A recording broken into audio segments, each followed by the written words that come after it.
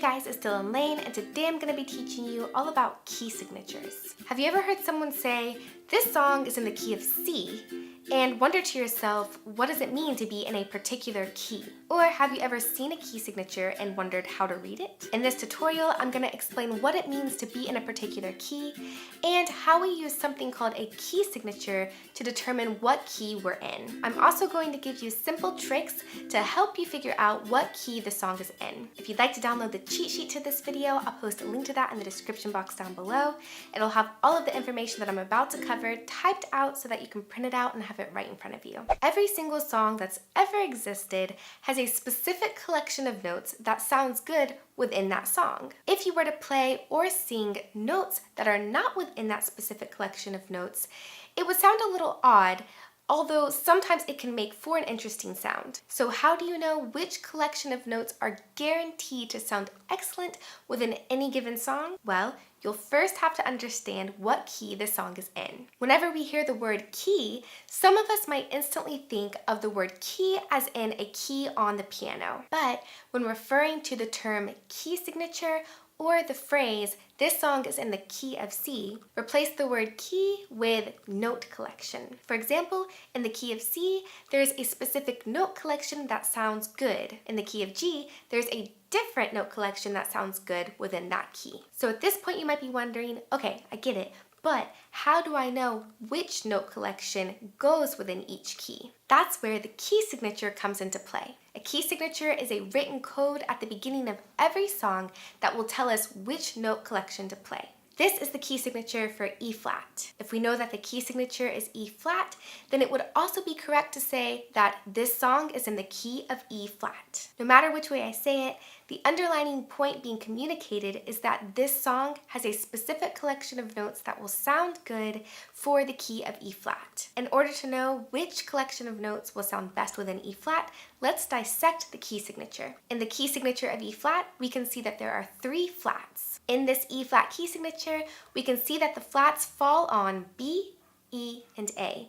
Therefore, it's B flat, E flat, and A flat. This holds true for both the treble clef and the bass clef. Because of this, while playing or singing the song, we will need to make sure to flat the B, the E, and the A. All other notes in the song will remain natural. Now let's take a look at a key signature with a sharp instead of flats. This is the key signature for G. If we know that the key signature is G, then it is also correct to say that this song is in the key of G. Again, either way it's said, the underlining point being communicated is that there is a specific collection of notes that will sound great in the key of G. So again, let's take a deeper look at the key signature and we'll see that there's one sharp, which is on F, F sharp. Therefore, we'll need to sharp the F when playing or singing this song, but all other notes will remain natural. So far we've discussed that the significance of a key signature is to determine the collection of notes that will sound good in any song. We've also studied how to decode the key signature so that we can see which notes to sharp or flat within any given key. So now let's look at the formula for figuring out what key a song is in by only looking at the key signature. As we've seen throughout this tutorial, some key signatures are made up of sharps while others are made up of flats. There's a particular order of flats that you'll need to memorize, and there's also a particular order for sharps. The order of flats is B flat, E flat, A flat, D flat, G flat, C flat, F flat. The order of sharps is F sharp,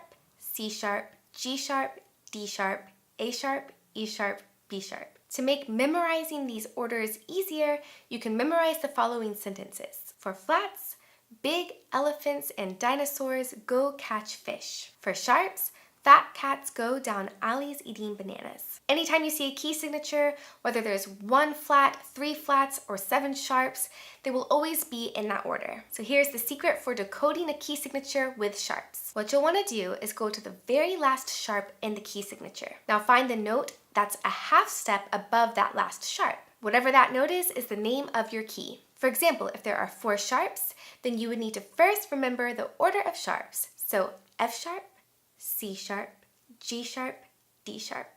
Then go up a half step from the last sharp, which is D sharp, and you would be on E. Therefore, if we have 4 sharps, then we are in the key of E. Here's the secret for decoding a key signature with flats. Go to the second to last flat in the key signature, and that is the name of your key signature. For example, if there are 2 flats, first we need to remember the order of flats. So B flat, E flat, then go to the second to last flat, which is B flat, and with 2 flats, we are in the key of B flat. There are 2 key signatures in which both of these secrets don't really apply as well. Those key signatures are the key of C and the key of F.